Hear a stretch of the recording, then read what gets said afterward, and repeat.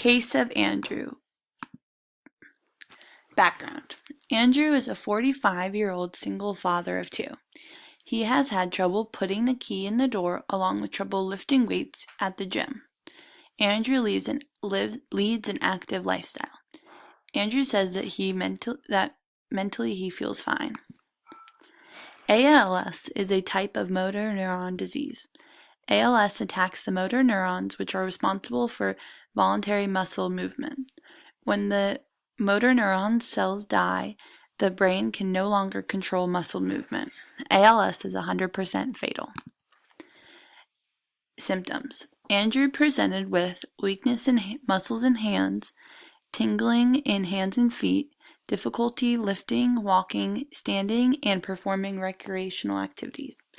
He also noticed occasional twitching and slurred speech. ALS affects the motor cortex, which affects movement, and the frontal lobe, which affects speech production. Diagnosis.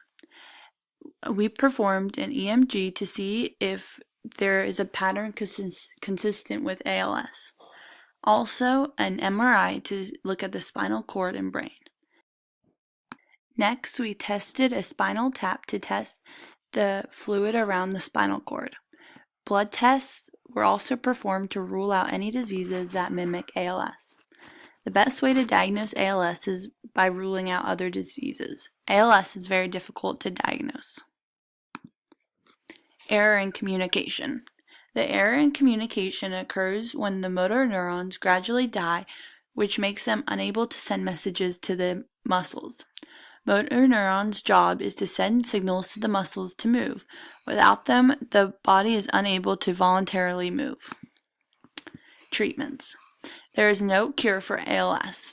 Physical therapy often helps to restore muscle strength. Muscle relaxants such as baclofen to reduce muscle tension and some pain. Feeding tube to prevent choking. Prognosis. ALS is fatal. Most people survive 3 to 5 years after their symptoms start. Respiratory failure is the most common way to die.